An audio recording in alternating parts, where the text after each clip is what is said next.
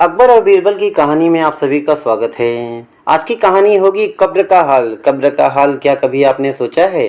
अकबर और बीरबल ने कैसे उस कब्र के हाल के बारे में बतलाया होगा। बीरबल ने उस कब्र की व्याख्या किस प्रकार से बादशाह अकबर को समझाई होगी। अगर ये नहीं जानते हैं तो चलिए मैं आपको बतलाता हूँ।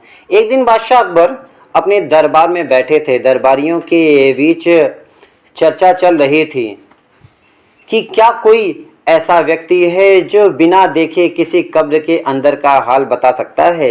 यह सोचकर सभी लोग आश्चर्यचकित हुए। मंत्रीगण भी काफी परेशान हुए कि ऐसा कैसे हो सकता है कि कोई भी व्यक्ति बिना कब्र के अंदर देखे उसके हाल को कैसे बतला सकता है। प्रजागण बैठे हुए वह भी काफी आश्चर्यचकित हुए और ये सोच रहे थे कि यह कैसे हो सकता है कोई भी व्यक्ति बिना देखे परखे जाने उस कब्र को के तबूतरे को निकाले बिना उस बता सकता है। जो व्यक्ति डर है का हाल कैसे बतला सकता है। इस पर सभी बातचीत कर ही रहे थे तो बादशाह अकबर काफी आश्चर्यचकित हुए कि बीरबल ने ऐसा कैसे कह दिया। तो इसी पर चर्चा होने लगी। यह बात सुनकर बादशाह अकबर काफी मुस्कुराए और उन्होंने मन ही मन सोचा। अकबर कहते हैं अकबर मुस्कुरा के कहते हैं बादशाह अकबर काफ़ी मुस्कुराए पहले तो, फिर उसके बाद कहने लगे क्या ऐसा भी हो सकता है। ये विचार विमर्श चल ही रहा था मंत्रीगणों के बीच में, राज दरबारियों के बीच में। बीरबल ने भी सोचा कि हो सकता है, क्यों नहीं हो सकता, असंभव कुछ भी नहीं हो सकता।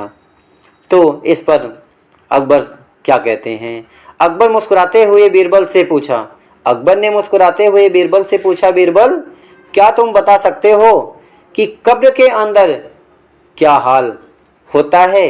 बीरबल ने विनम्रता से कहा जापना इसका उत्तर मैं कल दूंगा। अब ये कहानी और रोचक होती गई। जैसे ही बीरबल ने कहा जापना मैं इसका उत्तर कल दूंगा, सभी के मन में विचार आया अगर बीरबल ने कहा है तो जाहिर सी बात है कुछ इसके पीछे कारण होगा। और मंत्रीगण भी सोचने लगे। दरबारी के मन में भी यह विचार आया कि ऐसा कैसे हो सकता है कि बीरबल ने कहा कल बताएंगे, तो उनके मन में कुछ चल रहा है तभी तो।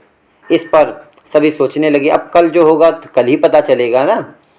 अगले दिन बीरबल एक पिंजड़े में एक बोलने वाला तोता लेकर दरबार पहुंचे। उन्होंने कहा जापना यह तोता बहुत समझदार है, यह हर सवाल का जवाब देता है। अकबर ने तोते से कई प्रश्न पूछे और वह रटे रटाए शब्दों में उत्तर देता रहा। तभी अचानक बीरबल ने पिंजड़े को खोल दिया। तोता उड़कर महल से बाहर चला गया। कुछ दिनों बाद खबर आई कि एक शिकारी ने उस तोते को मार दिया और उसे दफना दिया। बीरबल फिर दरबार पहुंचे और बोले जापना अब उस तोते की कब्र का हाल जानना है तो उसी से पूछना होगा। अकबर ने कहा यह कैसे संभव है, वह तो मर चुका है, मरा हुआ व्यक्ति क्या अपना हाल बता सकता है। सभी आश्चर्यचकित हुए। बादशाह अकबर ने भी यही सोचा, लेकिन बीरबल के मन में कुछ अलग ही चल रहा था। वह लोगों को कुछ अलग ही बताना चाहते थे, सिखाना चाहते थे। बीरबल मुस्कुराए और बोले महाराज यही तो उत्तर है। जो व्यक्ति इस संसार से चला जाता है वह लौटकर कब्र का हाल नहीं बता सकता। इसलिए जो लोग कब्र के अंदर का हाल निश्चित रूप से बताने का दावा करते हैं उनकी बात पर बिना प्रमाण विश्वास नहीं करना चाहिए। अकबर बीरबल की बुद्धिमानी से बहुत प्रसन्न हुए। उन्होंने कहा बीरबल तुमने बहुत सरल तरीके से एक गहरी बात समझा दी। दरबारियों ने भी बीरबल की बुद्धिमानी की प्रशंसा की और बादशाह ने उन्हें पुरस्कार देकर सम्मानित किया। मोरल ऑफ दिस स्टोरी, आपको इस कहानी से सीखने को क्या मिलता है? यह बहुत गौर की बात है। बिना प्रमाण किसी भी बात पर विश्वास नहीं करना चाहिए। सच्चा ज्ञान विवेक तर्क और सत्य पर आधारित होता है।